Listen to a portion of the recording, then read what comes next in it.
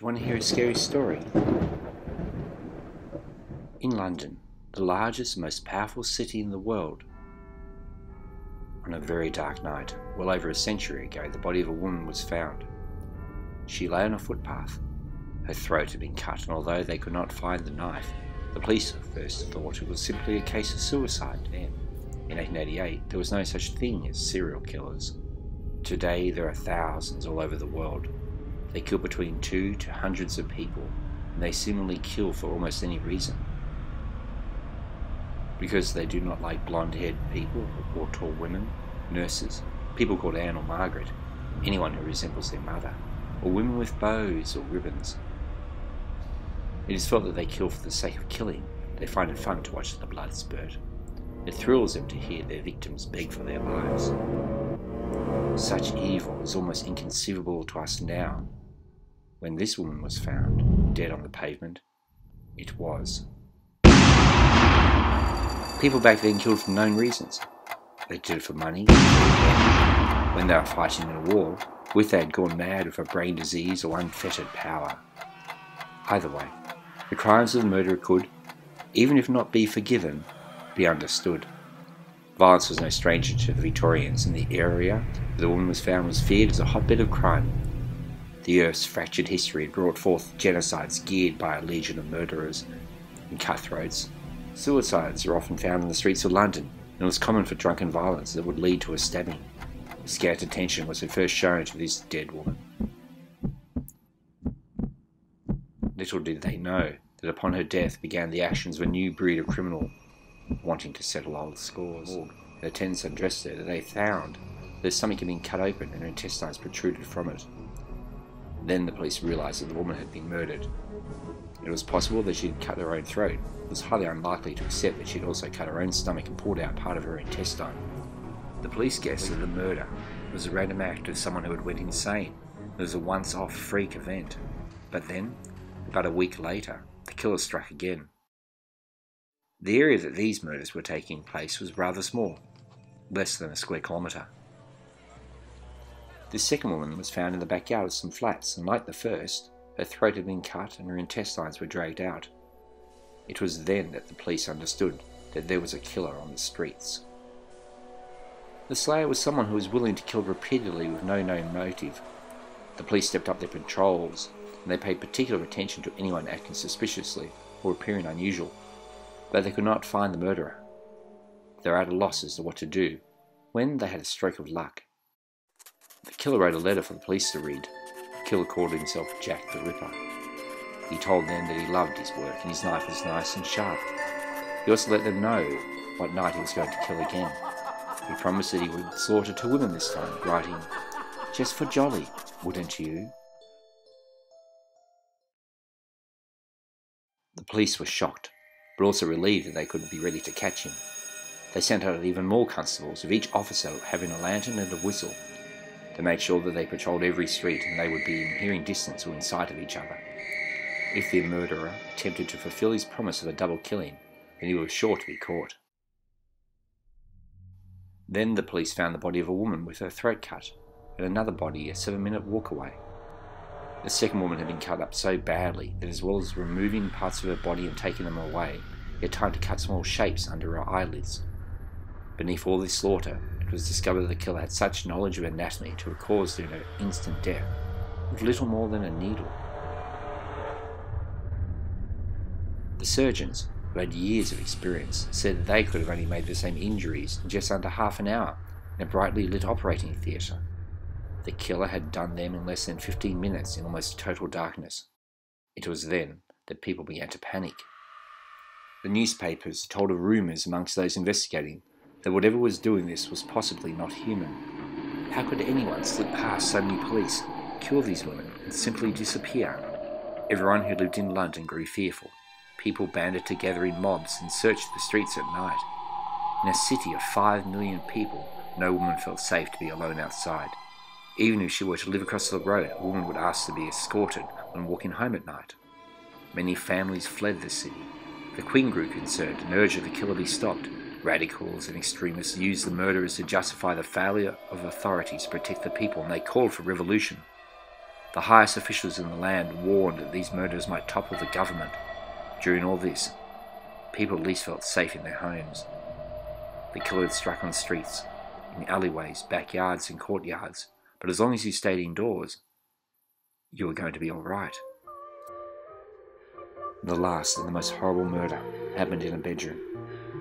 The woman had been cut up so badly that some of the people who saw her remains later killed themselves.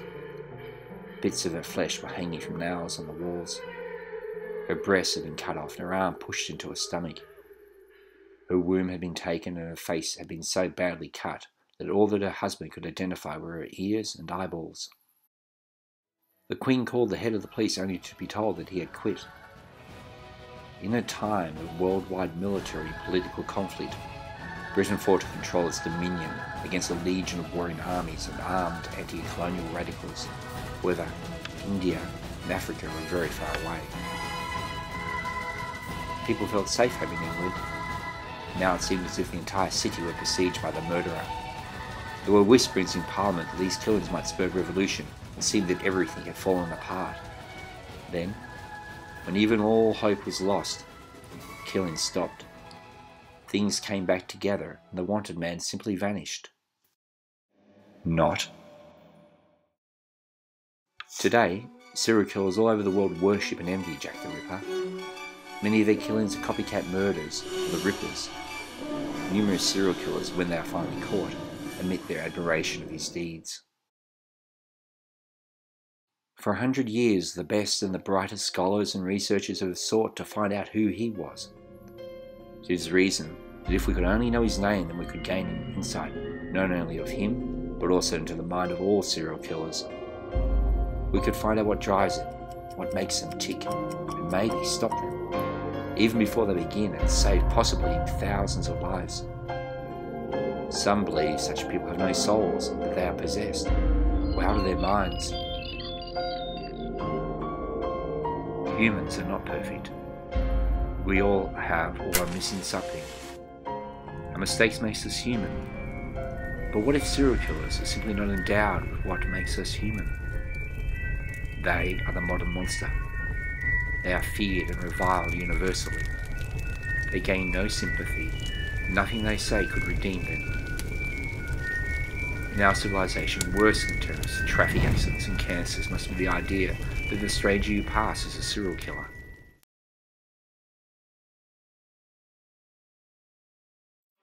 Our society, with all its elegance and subtlety, has in its own centre such fears. Humanity revolves thus about inhumanity, like a black hole in the sky, uncovering the invisible mask with which the serial killer hides would mean all this would be undone, and the dawning of a new start, if one could only find the key.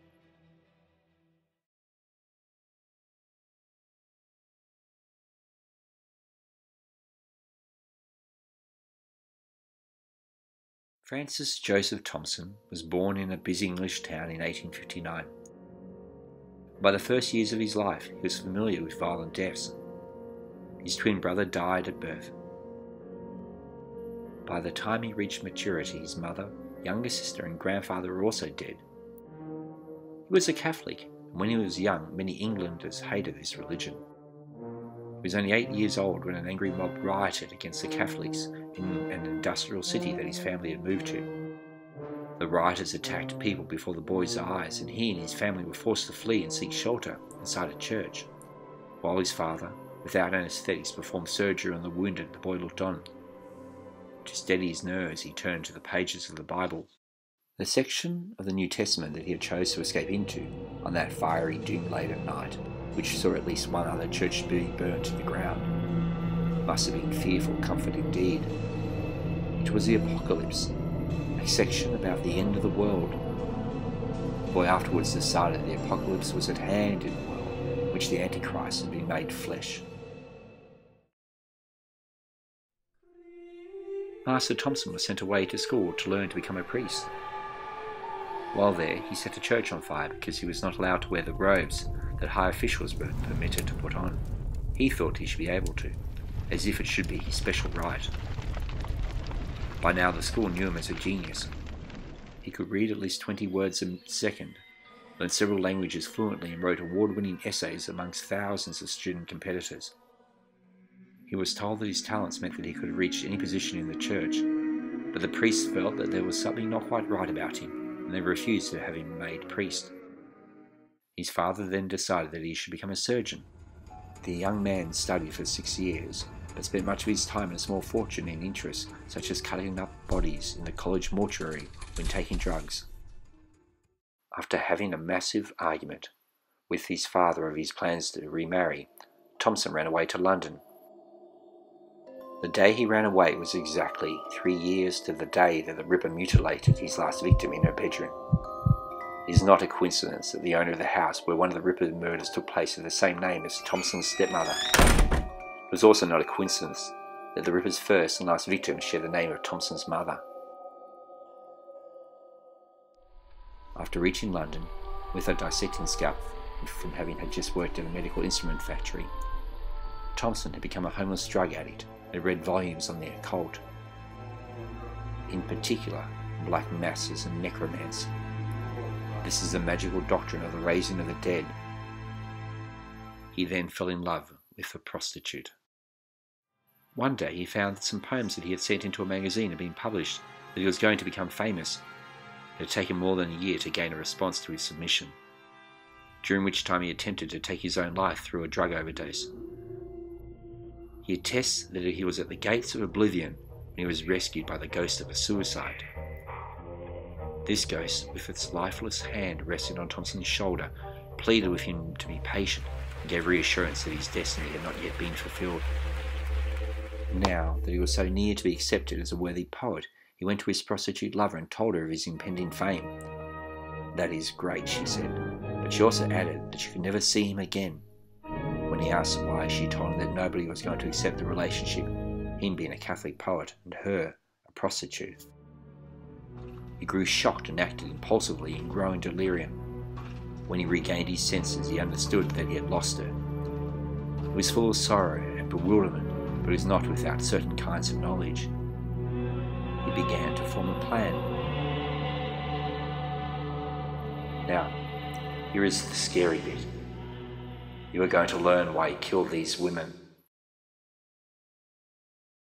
Thompson decided to bring her back, but he was anxious about what she would do. What, he asked himself, would prevent her from leaving him again? There was only one way that she could not.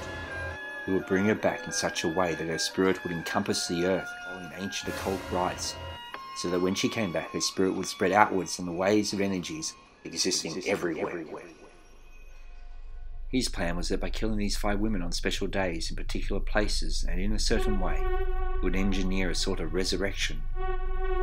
He believed that after the last murder was committed, she would rise up so that when he would step in a puddle, the sound of the water splashing would be her laughter. When he felt a table, he would feel her skin. When he sipped a cup of tea, he would taste sweet kisses. Oh, and the wind would echo his name whispered by her, but to Thompson's dismay, what was finally revealed was far from what he had hoped. After the killing, he did believe that she had returned, but she was not all herself. Instead, he had spawned a demonic creation made from the 5 victims. From the last murder until the day he died, puddles would splash out the cries of pain of those murdered women. Whatever he touched was that of clammy, cold, dead skin. The wind was heard as moans of agony, and his tea tasted like spilled blood. Although he created the legend of the Ripper, he had failed in his aims. But ever resourceful and genius that he was, he came up with another, an even greater plan. Thompson was by now immersing himself in esoteric laws, philosophy, physics, and sacred geometry. He claimed that he had become a magician and a prophet, that he could predict the future, and it seems a few of his predictions were correct. His great plan became his obsession during the last years of his life. There was only one way that he would ever meet his love again. Being a believer in God, he knew that he was destined for the lower reaches of hell, while she, his prostitute come victim, was surely destined for a better place. There was only one way in which they could meet again, and that was if he could live forever. If he were to somehow to be present on Judgment Day, at the end of the world, Thompson began extensive studies into mystic cults and religions throughout the ages, and he made careful preparations. He had found a way in which he could invest his spirit into his writing, into the patterns of the words themselves. After he died, his spirit would be preserved in his literature. It would be his readers, his admirers and followers who would breathe life into him. Scientists tell us that we only ever use a small percentage of our brains. Francis Thompson found those empty spaces in our minds and climbed in. It is as if humankind has been hijacked. Have you sometimes felt not quite right? Not all there?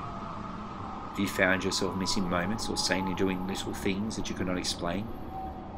Ask yourself this. Before the Ripper murders, is there any record that people ever experienced this? You think that you are interested in this book. You believe that you want to read about Jack the Ripper, but it is he inside of you wanting to read about him.